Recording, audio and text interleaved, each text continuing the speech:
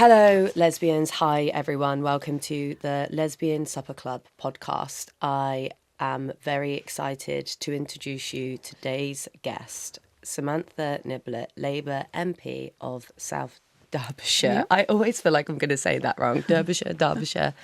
Hi, Samantha. How are you? I'm great, thanks. Thanks for inviting me on, particularly during Pride Month. That feels special. I know. I was actually thinking we're already halfway through, but I do feel like Pride Month goes into July as well because we get a lot of events and a lot of, London Pride and things like that. So I'm happy that feels like we get 2 months of the year now. I feel like we should probably get every month of the year, but we'll be happy with 2.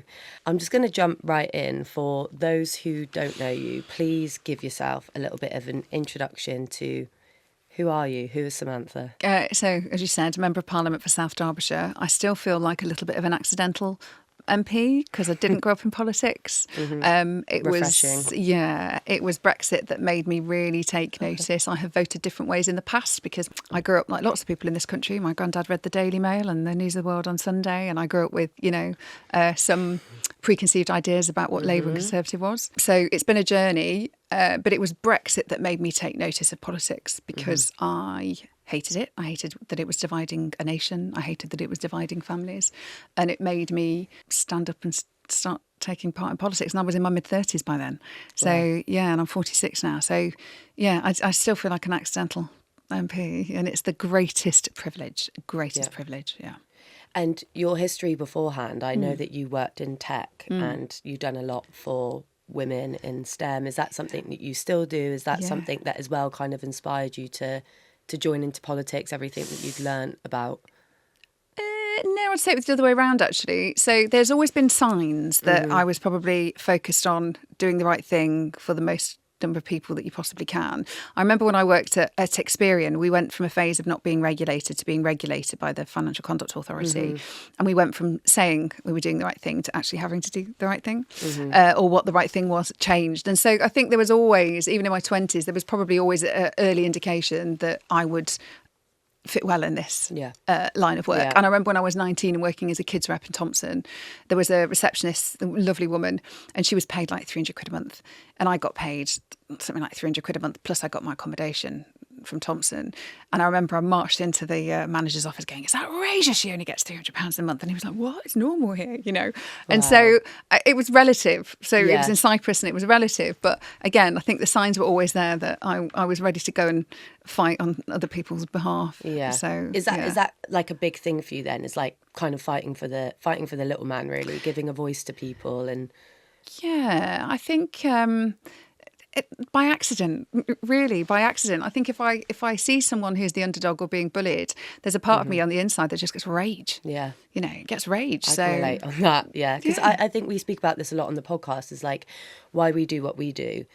And it is that, for me, I think I can recognise that in many ways I'm extremely privileged, but when I see it happen to other people, it's that same feeling, it's that rage that makes me want to go out there and have a say and speak on things that I feel have injustice. Because sometimes I think when you are the person that's backed into the corner, or you don't have the kind of means to stand up for yourself, it's important to have and be that for other people. Oh, absolutely. I don't know about you, but I'd be the person on the bus that would, if I saw someone having a go at someone else, I'd step in. I can't help myself sometimes to my detriment. Yeah, how's that gone down for you if you're very forthcoming in those ways? Because I think there is a lot of politicians, let's say, who, before we turned on the mics, we were talking about there's a lack of potential realness, I would say, within politics. And how have you had the experience of being someone who is much more forthcoming, let's say, and you are more interested in being real and being a real person? Have you found that that's been difficult for you then internally, if you are somewhat different, let's say, to the usual? Am I that different? I think there are more of us than we probably give people credit for.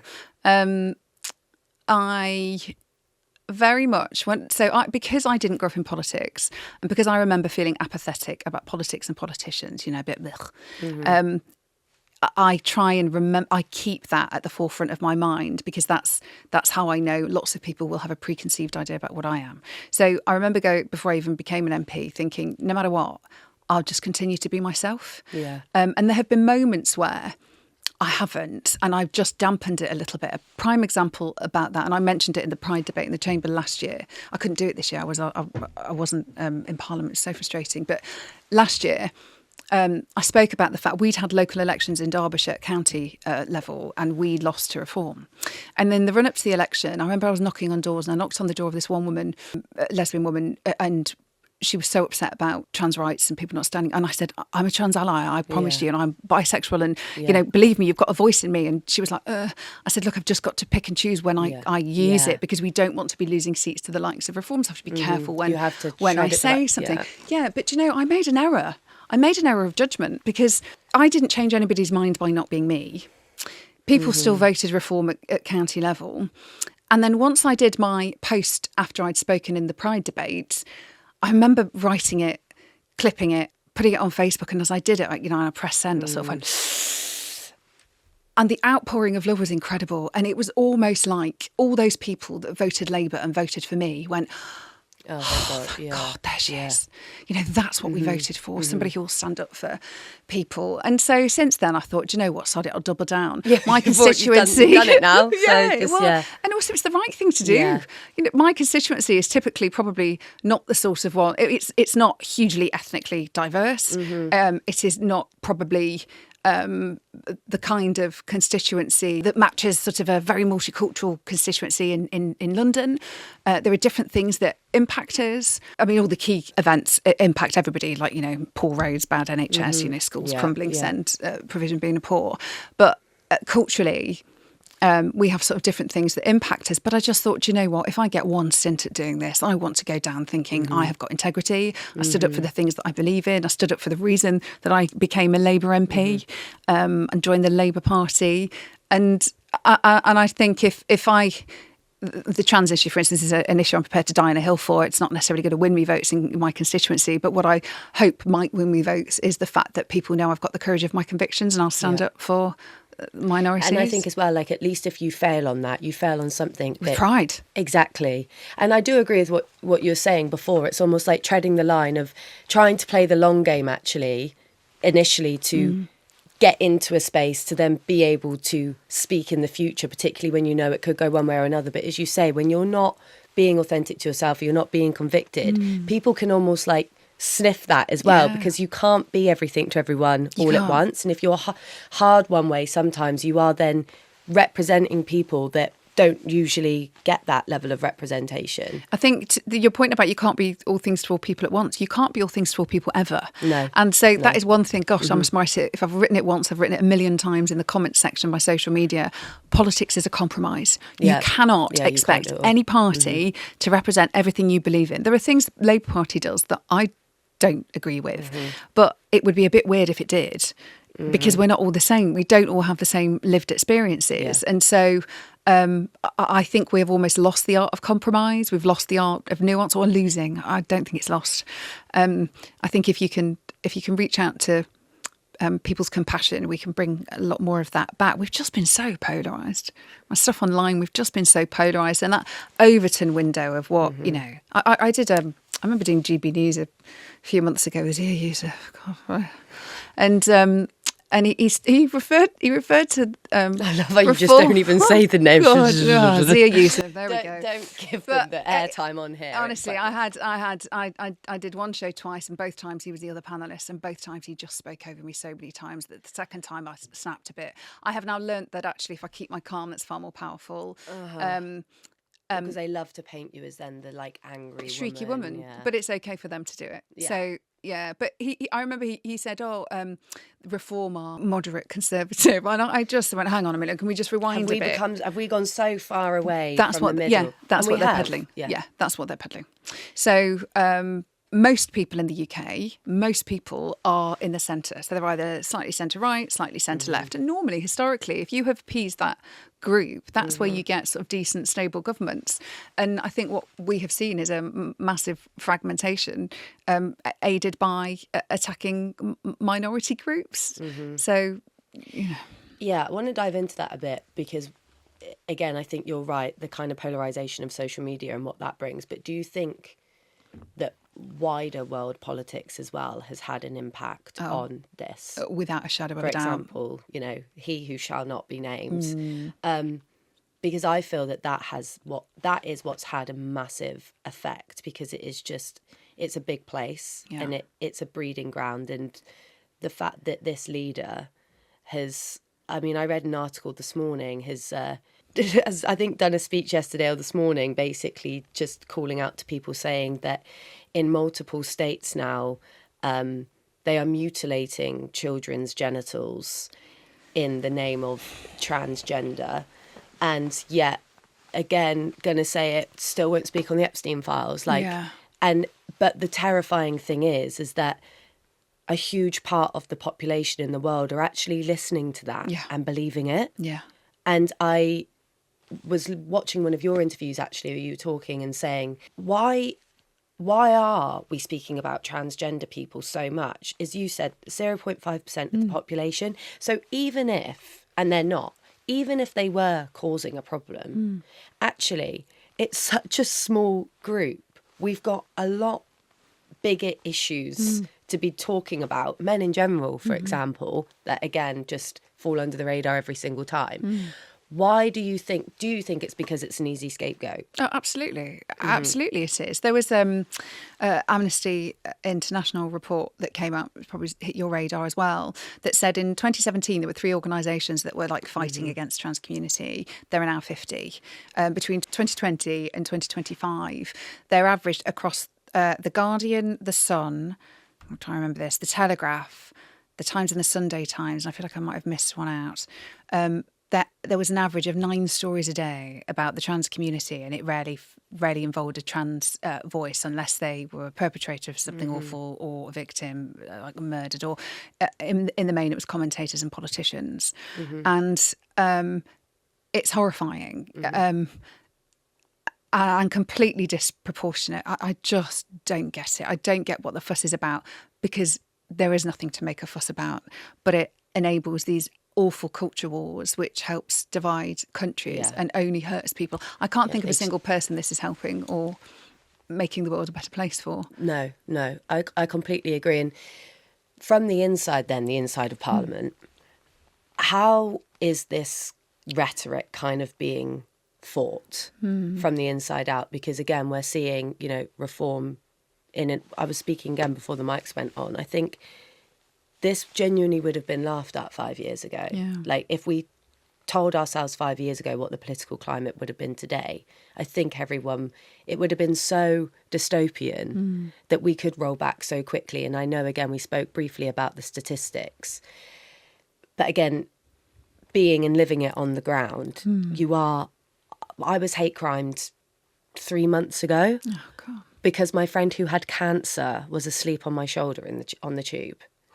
Yeah, by a man who started to record us publicly. And again, I stood up for myself. Good and for you. He ended up marching him off the tube because I was so angry. Yeah. But I wasn't angry necessarily that had happened to me, because I quite like the opportunity to make a man feel small. To a level of insanity, actually. I don't care even if I put myself at risk. I get that, infuriated. But what upset me was how he felt he could. Yeah. Because again, living in London for 12 years now, it has got worse.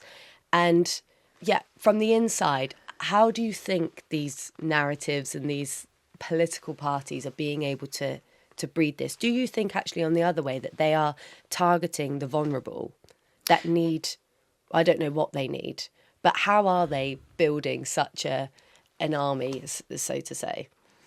It's genuinely horrifying. So I can tell you for now, there are a staunch group of Labour MPs that are trans allies, and we're doing everything we can within our power to push back on this new guidance that is as clear as mud that has come out. I think, sadly, even in my own party, we have got people that are gender critical. I think it's really important we keep listening to constituents. I think what's horrible is how frightened people feel, and we were talking about that earlier. I met with Derbyshire LGBT, last year, maybe the year before, it's gone very quickly. Time doesn't exist since COVID, don't worry. I swear. And they were so grateful. I think maybe it was after I spoke in the Pride debate, actually.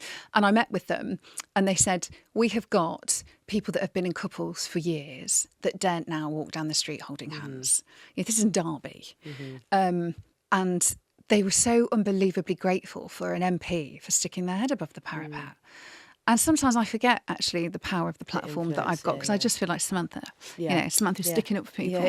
But I forget that it's as a Member of Parliament. So one of the things I do is they use my office. I think we've had the third coffee morning in my office, which is just like a drop-in with them. So people, because if you look at Derbyshire as a whole, my constituency is South Derbyshire, so we're right at the bottom, and then Swaddling Coat, my sort of like main town, is right in the bottom, almost right at the bottom of that. So we sort of miss out on a lot of attention often. So it's absolutely wonderful to be able to offer that service to LGBT people in my constituency, and particularly at the bottom of the constituency that perhaps wouldn't go all the way to Derby. So I'm really grateful that they're working with me on that. But it's just, I just think when people are pushed into a corner more, it makes me shout louder, more loudly. And so how does it feel on the inside?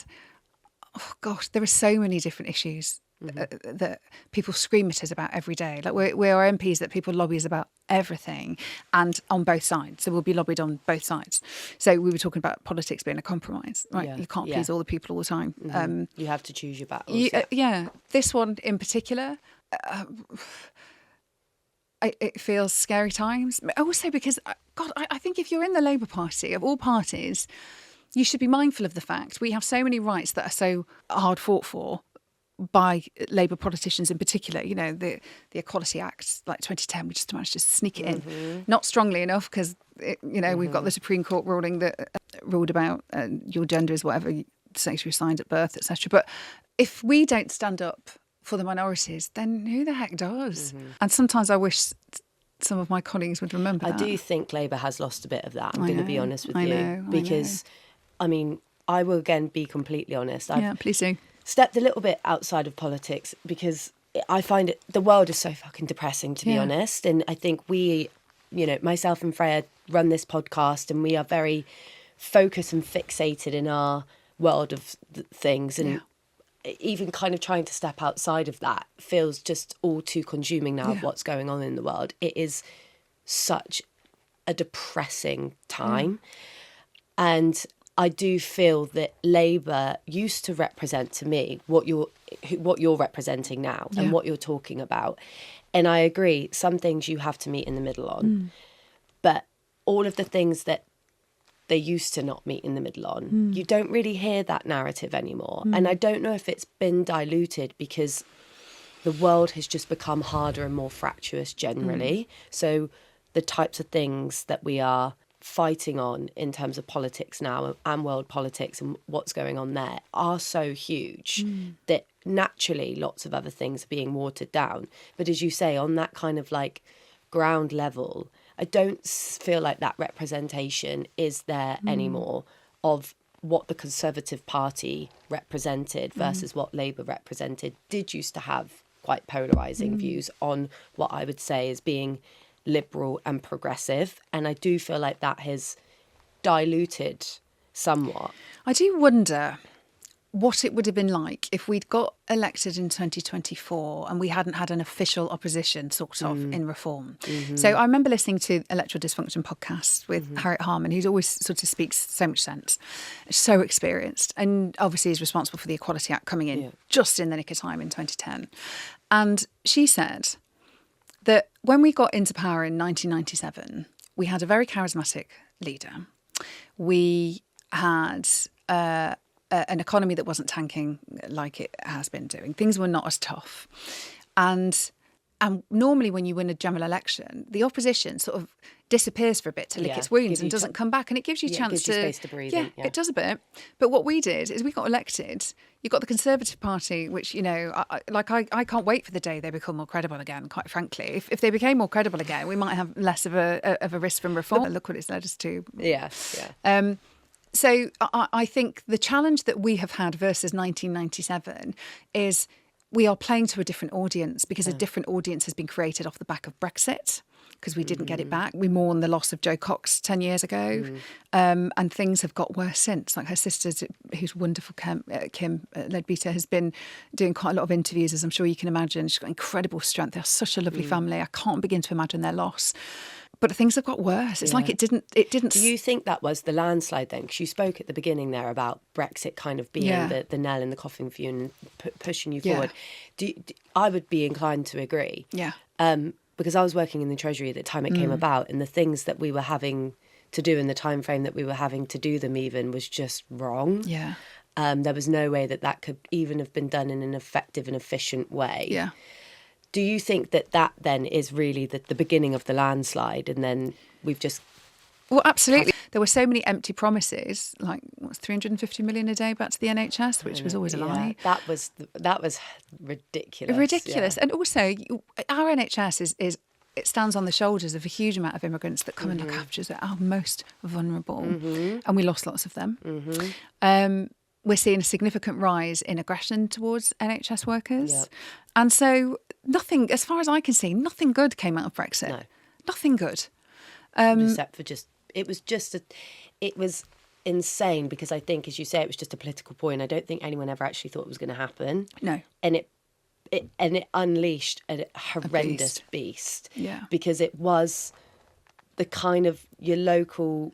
And it is a certain type of person generally, sat at the pub reading headlines that aren't true, Facebook fake news stories coming together, and somehow those narratives just absolutely rippled and got a voice and a platform that they shouldn't actually have ever been given. And I agree that has started the breeding ground and has now moved beyond Brexit into lots of other pockets.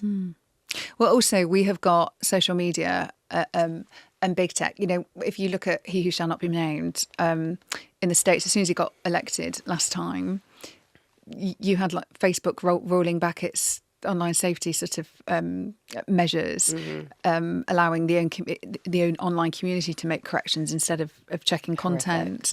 And... even the stuff that's being allowed to be posted on X. Yeah. Because I've never really had X. Yeah. It's only something that I've started to look at recently.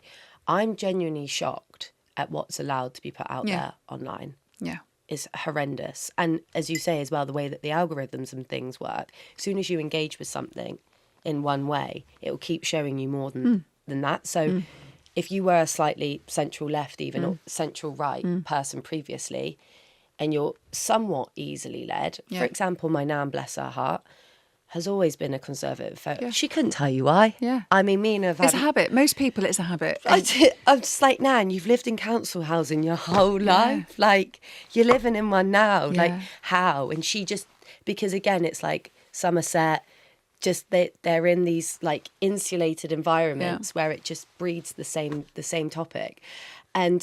But you could also have quite normal conversations with her on other things, and she would just be like, well, yeah, of course that's not a problem. For example, me being gay. But I know that she would be a classic, sorry, Nan, because I love you so much. She's actually a legend, but I'm outing her here. But she would only have to click on one thing and then to jump her to another and jump her to another. Oh, she could form the most horrendous opinion probably within an hour. Yeah. And, okay, my nan sat on her sofa at home eating rich tea biscuits for a living is probably not going to do that much harm because she's not getting up and she's not causing like issues on the daily. But it does just go to show how unregulated social media as well is creating hell out there. Yeah, and even I, a lefty MP, in my Facebook feed, I get fed so many of these sort of like made up far right groups with AI slop and Union Jacks left, right and centre and, we should only teach this in our schools, like angry and everything. There is not an ounce of hope. It is the all to make us angry. They can't understand what AI, they don't often now are able to tell, even me, sometimes I'm like, shit, is that AI, is it not? A lot of the time they can't tell now as well, so they genuinely see it as like verbatim, this is the truth, this is fact, which is terrifying. Yeah, it is. I don't think we can lay the blame at their door too much. They're being exploited. They are being exploited, much in the same way that lots of people that voted Brexit were not racist, but racist voted Brexit. people were being sold a lie. We are not, and I feel very passionately about this, we are not brought up, because I was also in this camp, we are not brought up understanding politics. You only really learn about politics if you take it at GCSE, and that might be your first engagement, unless you've got a political family. And you're sort of taught that politics is a bit boring. But actually, we should be teaching people about why politics is important. It underpins absolutely everything we do. Yep. Why local politics is important and what the difference between local and national politics is. We should be encouraging people to get involved in their local communities and take part in their civic duties. Because you've got so many people that point at everything that's wrong, but then the handful of people that will stand up and say, I want to make a difference. Yeah. And so even in my constituency, I try so hard not to do party bashing.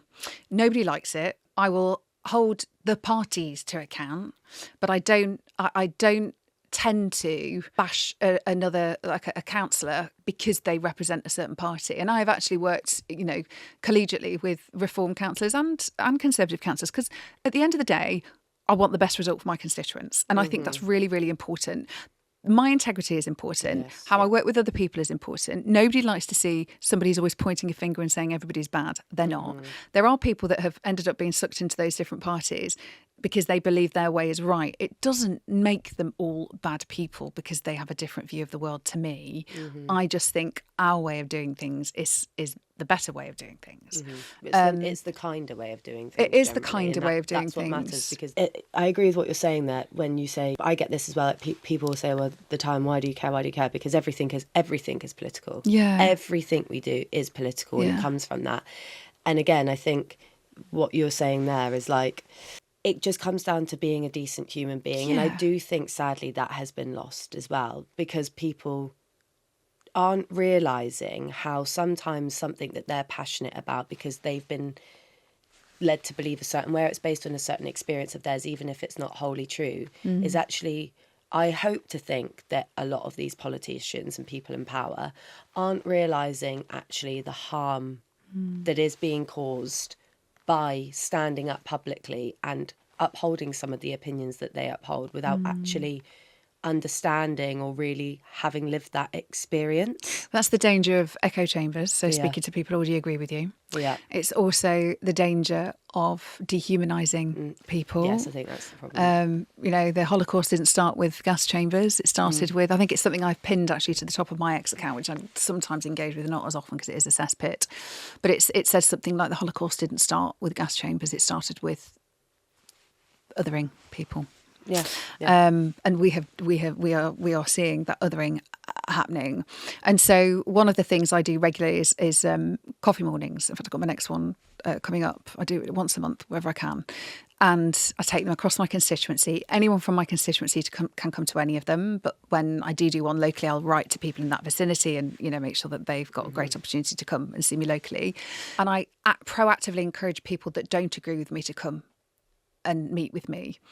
And I think that's really important. Well, also as well, I think if they can see that I'm a good human that is doing it for the right reasons, and then that's the first most important thing. When you just tell people they're wrong, they shut down. They don't want to. They don't want to engage, and they certainly won't change their mind. Yes, but if they can see you're a decent human being, you can disagree agreeably, and I think people have forgotten to do that.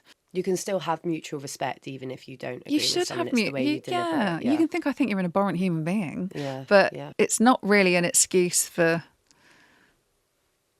getting abusive with somebody, really. No, I would agree. I want to move on and talk about your Summer of Sex campaign. But before you get into explaining to me what that is, there's quite a bold title. I don't think so, but I know that people are going to be saying that to you. And this might be a slightly rogue question for me to ask, but being an openly bisexual woman, choosing this campaign is probably giving you a lot more stick to fight back on than a lot of other campaigns that potentially you could have chosen to have been pushing. Why were you inspired to take this one forward? And when you thought about it, taking it forward, did you kind of assess the fact that you could have then become more of a target against harmful narratives? Yes. So if I rewind a bit, I I've always been fascinated by sex, and I hate the shame that's associated with it. I've always felt that we should be more open. So my daughter is 18 now, and I remember saying to her recently, do you remember a time when you didn't know about sex? She went, no. I just remember always knowing, because it was never a big deal, which has meant that throughout her teen years, she has felt very comfortable talking to me about everything. I might be deluding myself on the everything, but like some of the conversations we have are very detailed and broad. Yes. So, and that's really important. So we talk about pleasure and we talk about consent, because they are the two things I think that don't get spoken about enough. And also, if all you're ever doing is talking, although she's constantly saying, Mum, don't worry, I won't get pregnant. So even I'm guilty of going off for the love of God, mainly because if she has to go through a termination, it's a horrible experience. So, so that's why we talk about that. But when we talk about sex, we talk about it and we say, don't get pregnant, don't get an STI. And it's all don't. Yeah. And what we have seen is pleasure and joy has been forgotten. We are living in, I mean, where do we even unpick? The campaign has so many strands and it continues to get them. But there are two main strands to this. One is we have forgotten to talk about pleasure and joy and human connection. So Cindy Gallop, who is the founder of Make Love Not Porn and who I'm working with on this campaign, I said to her, we met a few months ago, I said, how can I help? Because I want to take away shame, guilt and embarrassment as well. But I am a bit nervous because I put my head above the parapet. She said, don't worry. The second you start talking about sex, everybody else wants to talk to you about it. And they do. And so, and she said, it will take quite a brave and bold MP to do it, but it'll be fine. And so when we did our video and then launched on the Monday, Zoe Crowther, who's a journalist from Nottingham, actually, like me, and works for Politics Home, she was one of the first to say, do you want a coffee this afternoon? I said to the press release, do you want a coffee this afternoon? Yeah. And so we sat and did an interview, and I was very, very bold and explicit with what I told her. And what I spoke about was masturbating, watching other people having sex and pornography, that it's a turn on, and that it's very normal and lots of people do it, and we shouldn't be ashamed to do that. And I think it's because, and then I spoke about having an event in Parliament where I will have sex toys. I could talk about that in a minute. Yeah. And so the headlines then were, you know, some of them were quite ridiculous. Some of my colleagues were backing what I did, but didn't like the way I'd gone about it. But I managed to grab the microphone in a really important way. And there's I think people have got on the radar for a lot worse, by the way, which is ironic, right? Yeah. And also, if I'm saying we need to take the shame, guilt and embarrassment away about talking about sex, then I can't not feel embarrassed and shameful and guilty about talking about sex. Yeah. So I remember hearing a clip, actually, that Susie Izzard was talking about being trans, and she was saying she's been comfortable with it because she's confident in being trans. She thought to herself, well, do you know what? If I go at the front in the like cyclist in the slipstream, like if I go at the front, then everybody else who's a bit nervous can sort of get behind in my slipstream. And I sort of think about it as like everybody can get in my wake. And so I felt the same. Like, if I can do it as a member of Parliament, then it should hopefully make other people. It's like ripping a plaster off, really. And so there is the whole association of sex and sleaze that Westminster has got. And I want to be able to change that narrative. Now, I would argue, actually, that as a openly bisexual woman who is 46 and has got a daughter who's 18, I'm probably the best placed person to stick my head above the parapet and do it. Because I feel strongly that we should be more open about talking about it for a couple of reasons. One, to drive intimate connection, to bring us closer together again. People are having less sex or less satisfactory sex, but we don't talk. Communication is key, so we've got to talk. And then the other one is where shame, guilt and embarrassment lives, so do predators. Yeah. And so the government has a strategy to halve violence against women and girls in the next 10 years. And to do that, how can we talk about bad sex if we don't talk about good sex? Yes. So if I can do two things, one, change the way we talk about it in this country, and that means a cultural shift. That means sort of creating supporters of the campaigns. I'm absolutely delighted that Emma Thompson threw a weight into it. She's so wonderful, and her film Good Luck to You, Leo Graham, was just absolute glorious celebration of pleasure, and it's never too late to discover. And it's just the most beautiful film. If I can get more and more people with platforms like yourselves and like celebrities showing support, people will follow. And it's got to be now. It's got to be now because the right are coming for our rights. Yes. And I swear to goodness, if you think, if they're coming for the trans community, they are coming for women. For all of us. It starts with one of us. Yeah, they do. This is why I can't stand lesbians who are anti-trans. It doesn't make sense. Because, like, you're speaking from the same area, and that, like, if they don't like them, they're not going to like you either. No. You're not part of an exclusive club, and by hating on them doesn't make these people like you. Yeah. To them, you're all the same. I do wonder what it would be like. I'll talk about the other strand in a minute, why it's important that I'm doing this campaign. The other thing that's interesting is before our interview, I was doing a quick scan of some of the recent history of our rights in the legal system, and how hard fought for they are, but how easily lost they are. Yeah. And it was interesting that when it came to being homosexual, it was never illegal to be a homosexual woman. Because they didn't even recognise us. Because they didn't even recognise us. We don't matter. Well, this happens a lot still in a lot of other countries where same-sex engagement is generally only spoken about from men, because women are just seen as so nothingness.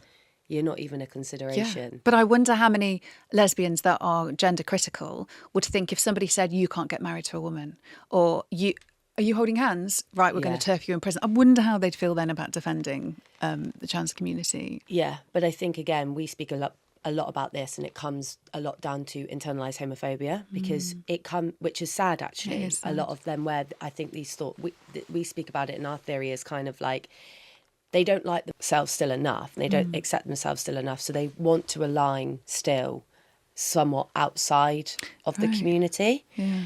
We found it sometimes when we get people in our DMs, that's generally what it is. It's like, I want to be gay, or I'm happy to be gay, but not that level of gay, or that's not my community, because they feel that if they can still, almost again, it's that kind of narrative around centering themselves, that they can still be accepted outside of that, because they still carry that internal shame.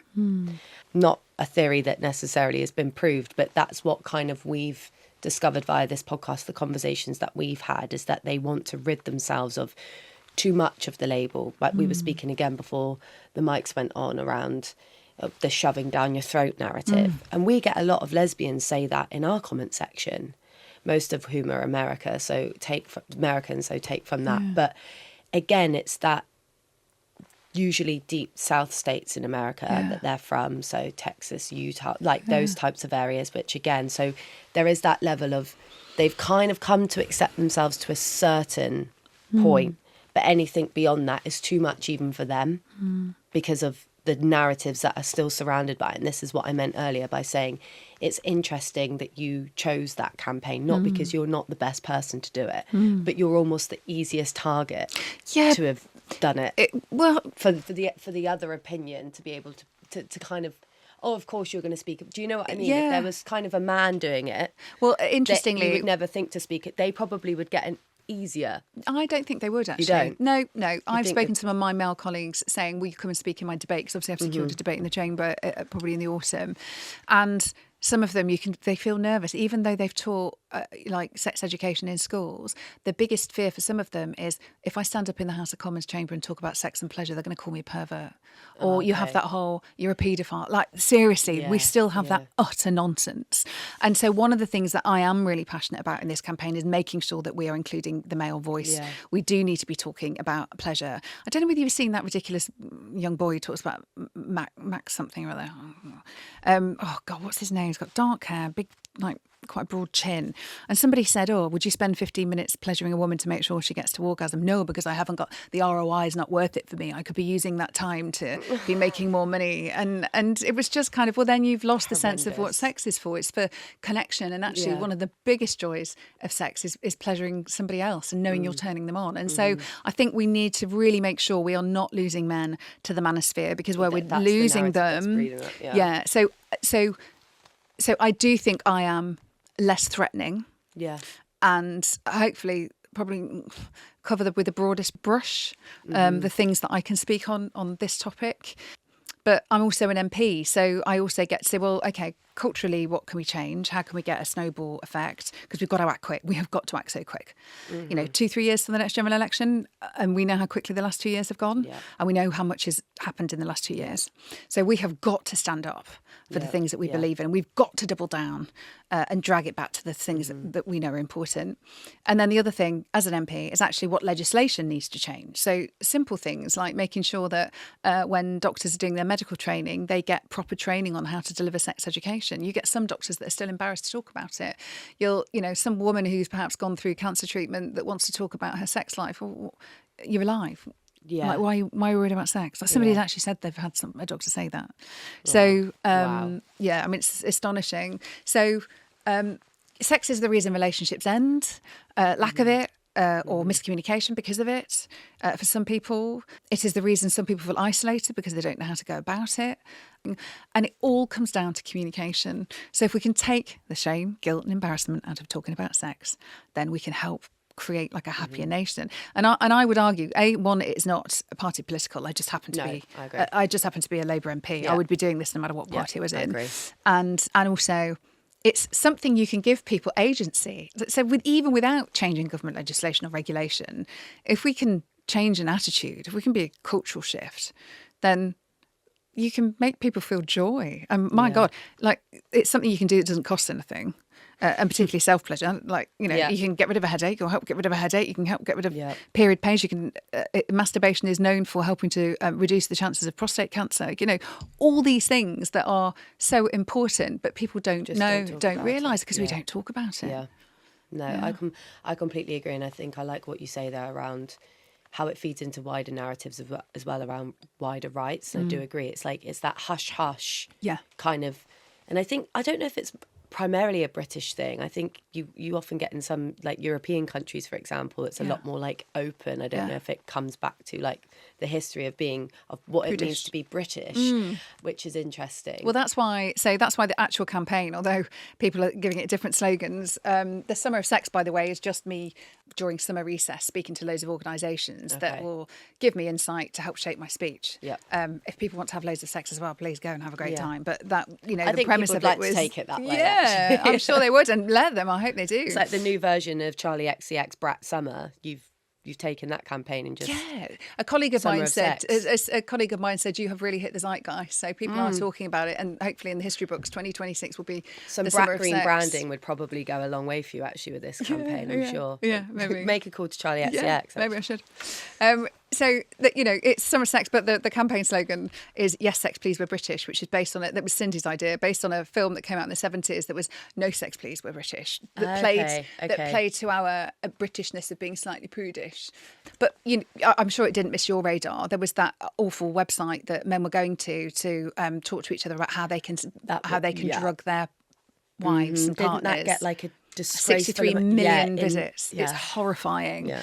And because when you normalise that kind of behaviour, when echo chambers are coming together, it amplifies. We are seeing it with the move against the trans community, bringing it back to that. We're seeing it against Christian fundamentalist groups like the Human. Oh God, what's it called? Brain's gone dead. This big organisation in America that it'll come to me in a bit. But they're basically coming for our rights. They are coming for our rights. So it starts small and then it snowballs because of this Overton window shifts. What's normal shifts. So we have got to start pulling it back harder. I agree. I actually I can't watch Handmaid's Tale. It's too dystopian. I've not watched it either. I started watching it and it feels extreme until it's not. Yeah. And as I was saying earlier, some of the things that I think we know now, if I went back and told myself 5 years ago you would believe it. I genuinely wouldn't believe it. And as you say, this is how it starts. And shouting louder, which is what we try and do with this podcast as well. It sounds so silly, but I don't even want to give him airtime, but I'm going to shout out again. Lee from, the band Blue. Right. Commented some homophobia on one of our recent videos where Freya was saying that we need pride. And I ended up just trolling him, like taking the piss really. But like you were in one of the like campest boy bands of your time, which was actually so famous and upheld because of gay men. And one of them is gay. Yeah, his bandmate is gay, and I'm pretty sure he at some point came out as bisexual. God. But again, talking about the manosphere echo chamber, it's clearly got to him, because when I was trying to then have a conversation with him, it was just this like verbal diarrhea of just headline, and in the end, like I actually gave up, which is unlike me, because it was like talking to a robot. And it is, like you say, it's so dystopian how quickly it's rolling the other side. I think what I'd like to hear from you is, how do you maintain the psychological and physical stamina to keep going, because as again I was saying, I do remove myself sometimes. I don't know half as much, and that's actually very poor of me to say, and I don't like the fact that I say that, because I think that comes with privilege in its own right. No, you have to put your oxygen mask on. You can only stand up for the people if you can cope. How do you keep your head above water, and how are you actually maintaining hope, and what do you plan, like what do you hope for the future of doing the work that you do now? Do you have to maintain, I suppose, a level of hope that's going to turn around? I have loads of hope. That makes me feel better, because I'm pessimistic. No. So everything, there are a few things there to unpick. One, everything is a decision made by humans, okay?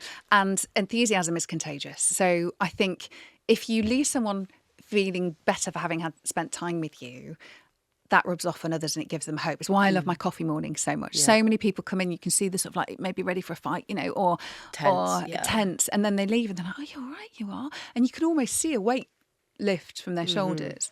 And there is this Aesop's fable about the sun and the wind, and they have a competition to make the guy take his coat off, and this wind is almost certain he's going to win, just by brute force, going to blow really hard, and the guy will remove his coat, but all he does is like hold it closer to him. Meanwhile, the sun shines brightly and warmly, and of his own volition the guy removes his coat. Okay. And so even before I was in politics, I always had this sort of like mantra in my head: be the sun. My challenge is, because of some of the things I have to stand up for, because it can be so exhausting. I do my own social media, we spoke about it before. Yes. So it's the first thing I do in the morning. I do it through the day. I do it before I go to bed at night. And there was a point, it was getting to me, October after I got elected, I had an issue with somebody online and, went to the police, the CPS threw it out. And so that was hard going.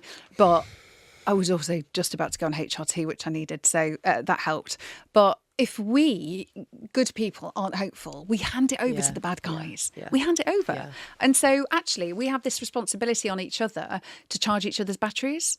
So if good people that are doing good things to affect positive change throw in the towel, we let them win. We let them win. And politics and the history is cyclical. There have always been these incredible, there have always been these incredible forces, rebel alliances that have gone against their hatred, and they always are the victors. Like in the kind of Western world that we live in. I say to people is that no matter, and I'm going to roll back now on my cynical views earlier. Good. I am joking. I think our audience hopefully know that. Is that the good always does actually prevail in the end. I think what I am struggling with, and what I think our listeners are struggling with, and I know that I put out yesterday, I called out to the audience to ask you some questions. And the sad thing is actually the all of the questions were basically the same, which is, how do I defend myself? Oh, no. Yeah, which is quite difficult actually, I think, because we've got a very engaged, highly intelligent, really beautiful community worldwide of some of the most amazing people that I've ever met, spanning all different backgrounds, careers, experiences. And every single one of them was basically advice on how to defend themselves. Oh, gosh. And I think that's what makes me sad, is that I think even a year ago, if I'd have probably put that out, it would have maybe been more questions around your political engagement and your voting history or something else, but actually just fear, which is really sad and actually hard to hear from this community. And this is again what we are experiencing when we do our lesbian supper club events, which now I'm thinking you need to come to. I'd love to. With all your sex toys. I was already getting. I haven't got any. Can I just say? Chains, honestly, actually, I'm going to say your dildos and strap-ons. A couple of things. Somebody wanted to send me a load of sex toys, and I said, no, please don't. I sent them back because it wasn't through lack of gratitude. Yeah. It was more that if it goes over a certain amount, I have to put it on my register of interest. And there is no way I can just imagine it now. The first MP to accept sex toys, fine, absolutely fine with that one. But it'd be, she can't even afford to pay for her own sex toys. I'm just like, the headline would be ridiculous. We've moved away from train line tickets to sex toys, first class and all that. But coming to one of your events is absolutely on my can I please list. But I think, gosh, how do you tell people how can I protect myself? Find your tribe. And I think that's one thing probably Lesbian Supper Club does an incredible job of doing. And also recharge each other's batteries. Yeah. And if there's and tell me, like, if there are things that I can come to because people need a bit of hope, actually just about then to say let that. me know. Because Yeah. I tell you now, I've also got other incredible colleagues that would probably come and do the same. Rachel Taylor, for instance, she's a member of Parliament who, Lesbian, has been a fierce campaigner for trans rights, and she changed the law. So she made it that harming LGBT people is now officially a hate crime under the Crime of Policing Act. Which She is did that, incredible, yeah. Which is incredible. Yeah, so I know that she would probably. I'm speaking for her. She'd probably want to we would come love to, because this is a thing for Lesbian Supper Club as well. We started off as a couple of people who somehow found an audience wanting for us to get on motorbikes. I ride motorbikes as well, can you tell? Cool. I had a look at your microphones. Instagram. It's very cool. Thank you. I've got nothing else to prop myself up, so it's all a visionary, basically. And over time, we have realised, shit, we actually have kind of some weight on our shoulders here in the best way. So we can't just always speak about ourselves. We need to open this platform up. Hence getting yourself on, anyone else within this, because as you say, like, we've only got each other. So can I make a suggestion? You can tell me to get lost if you like, but because the trust in politics is eroding and that makes people not trust each other, there are probably swathes of my colleagues that would love to come and talk to you over a period of time, even if it's several at once or what have you, because what your listeners need to and viewers need to know is that we are fighting the good fight, and if they don't see it, they won't know.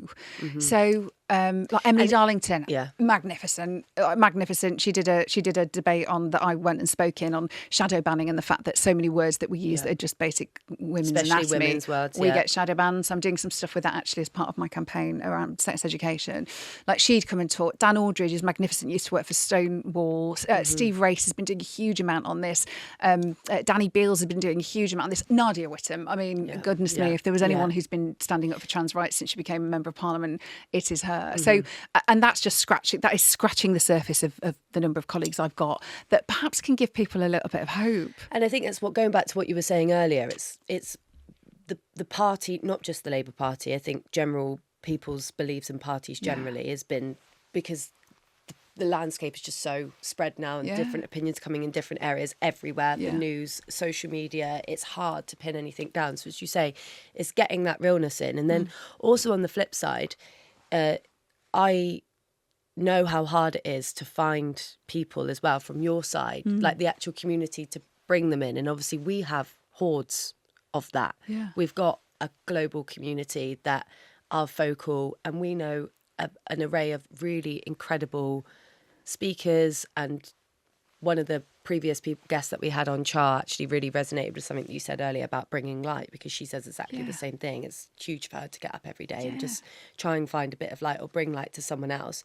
And I do think it's really important in today's society for different ends actually to come together, because we are singing from the same hymn sheet, just in a different way, which is actually great, because you're targeting some people, we're targeting some people, and it's about bringing that narrative all together, because otherwise we can't fight against the bad guys. Do you know, somebody said something really interesting to me. Who was it? I think it was one of the incredible women. I wish I could remember her name. Do you know, because I meet so many people all the time, absolutely hopeless at remembering names. And I think 46. you've done really well, to be honest. Thanks the very names much. that you've been able to... Well, thanks very much. But it was a recent meeting with incredible couple of women that run the Pleasure Project.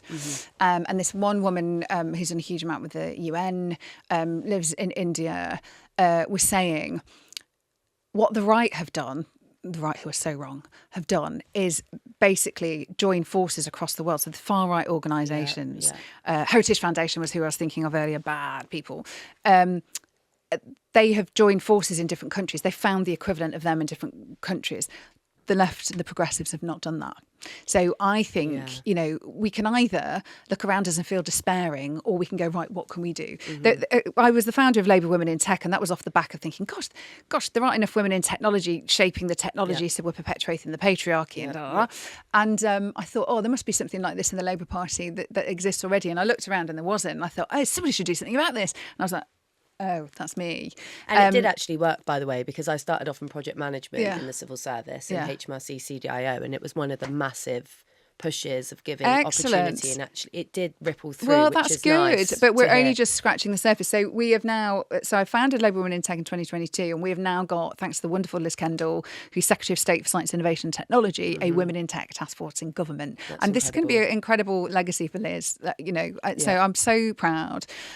The campaign for lifelong sex education. That's another one where I've like, well, which MP is prepared to put their head above the parapet? Well, this one will.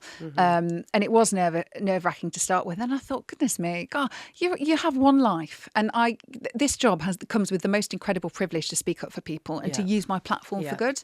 And so one of my biggest joys is getting a win for a constituent with an issue they were struggling to get fixed. Another one is mentioning their name in the chamber and then being able to send them a copy of Hansard the next day with a handwritten note saying, here's you in parliamentary discourse, because it helps them feel seen. But if I can't use this platform to affect change, then why am I doing it? Yeah.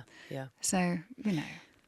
A couple of final questions. How do you protect yourself? How do you keep going? How do you keep yourself so inspired? Is it because you're so passionate? Because I find myself even doing this stuff sometimes, and the DMs and the responsibility, which is nowhere near on the same level as yours. It can be a bit like, oh, shit. Yeah. It is a lot. Yeah. How do you protect yourself? Because you're exposed to it on the daily, and you're having, no doubt about it, really difficult conversations on the daily. But I think it goes back to some of the questions that the audience were asking us, which is about how they fight back. Part of fighting back is knowing when to protect yourself and when to step back as well. Yeah, so twofold. I have the most incredible team. Okay. That have my back. They're absolutely wonderful and have got varied lived experience. So Anthony, oh God, I only mention his name. I don't normally mention my team's name because I'm very protective, but he's sort of out there in terms of people know who he is. Spent his life as a transplant coordinator in the NHS, and has done incredible, and done an MA in HR, and I don't know what I'd do without him. He makes me an infinitely better MP. He worked with me to help on my digital campaign in the run up to the election. And when I got elected, he was like, "I'm too invested. I don't want to leave. I don't want." And he was in his 60s. He'd retired. He and his husband were supposed to chill, and he just was like, "I'm too invested." And his husband loves him for that. I know, poor thing. But he's got the south of France in the back of his mind, and now he's running around with you. Do you know what? Probably not. They are the most wonderful couple. I think they were one of the first gay couples to sponsor, to foster children. And they, oh God, wow. They're honestly, talk about inspiring.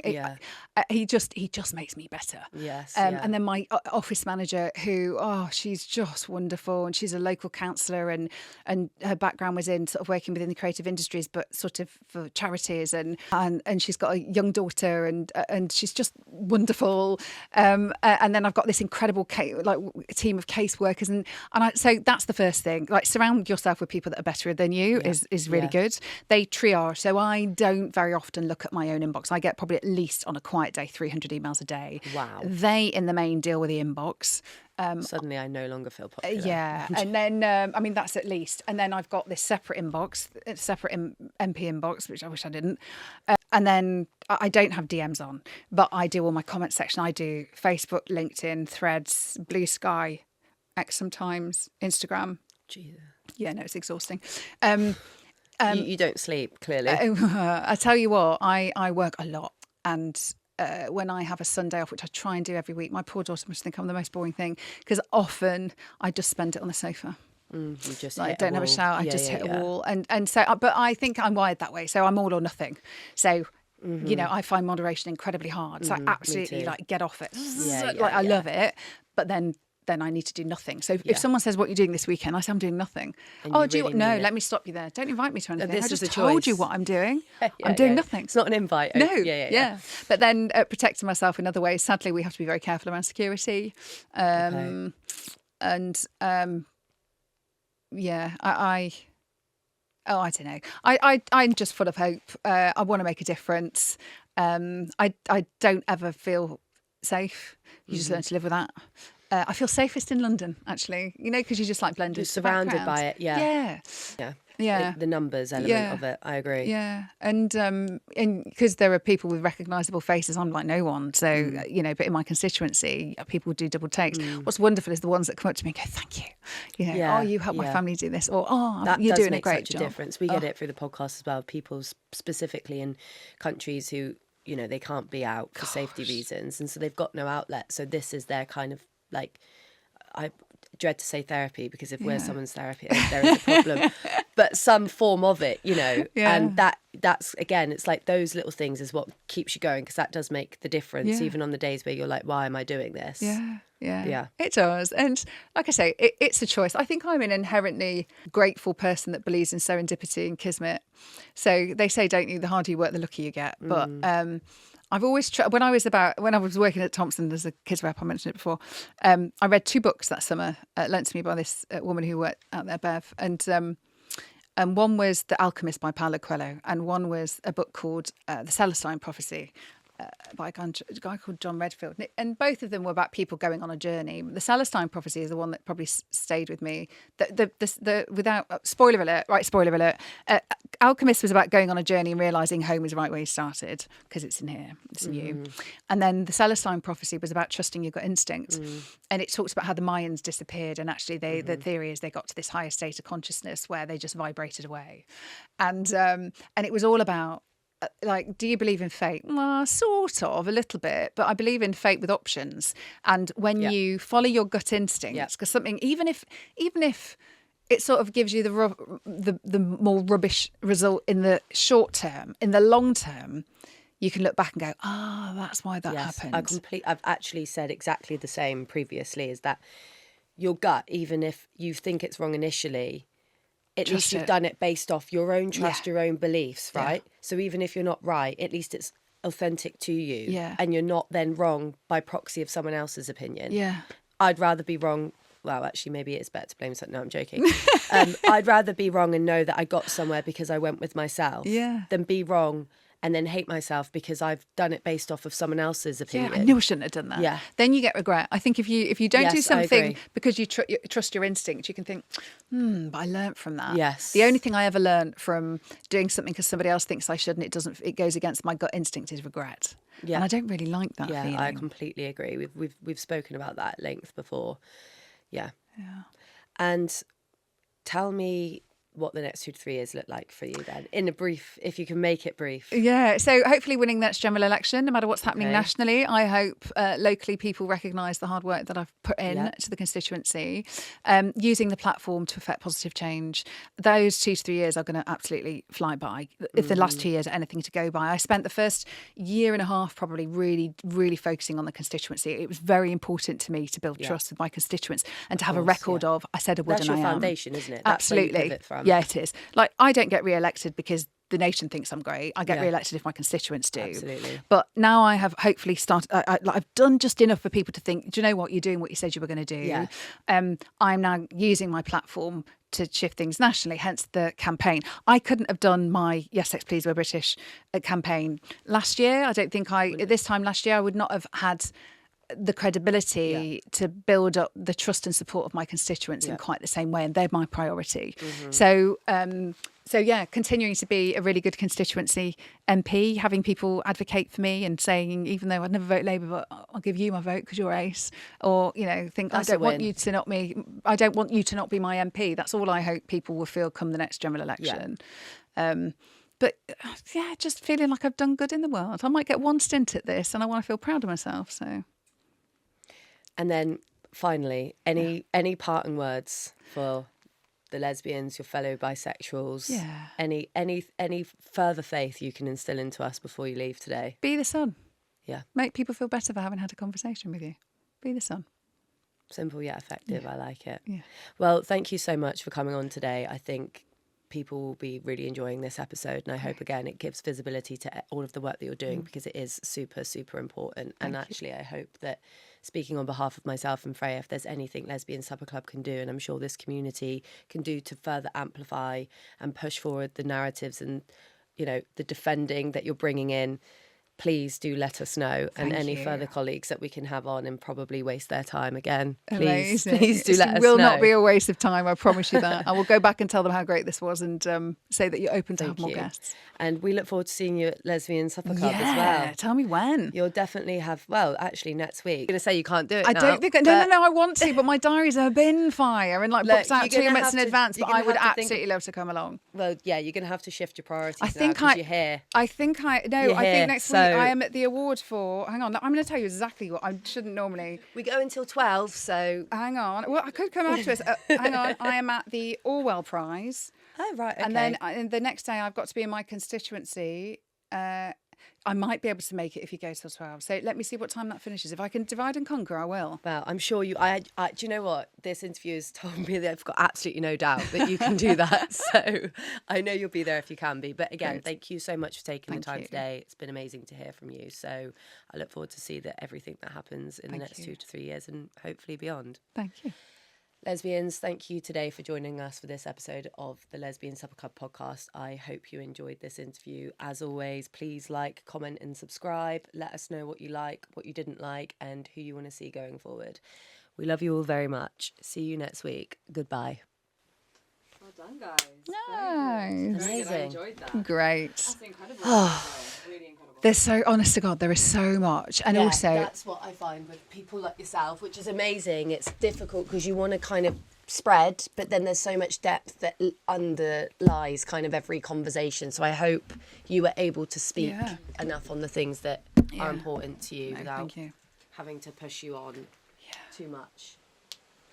Oh, Hello. the door. Are you done? Yeah. We are done. Thank you so much. Oh, you did know we were done. Yeah, We yeah, need to get a photo in front of that. Yeah, Fine. Let me. do, I'll yeah. take that for you guys. Here you go. Thank you. Great. Oh no, I can take it on yours because my phone is actually. Can you do one of mine as well? I'm just Yeah, going of to top my course. lipstick up because I feel like I've eaten it off. Sorry. No, I was thinking as well when you guys were talking about obviously everything rolling back.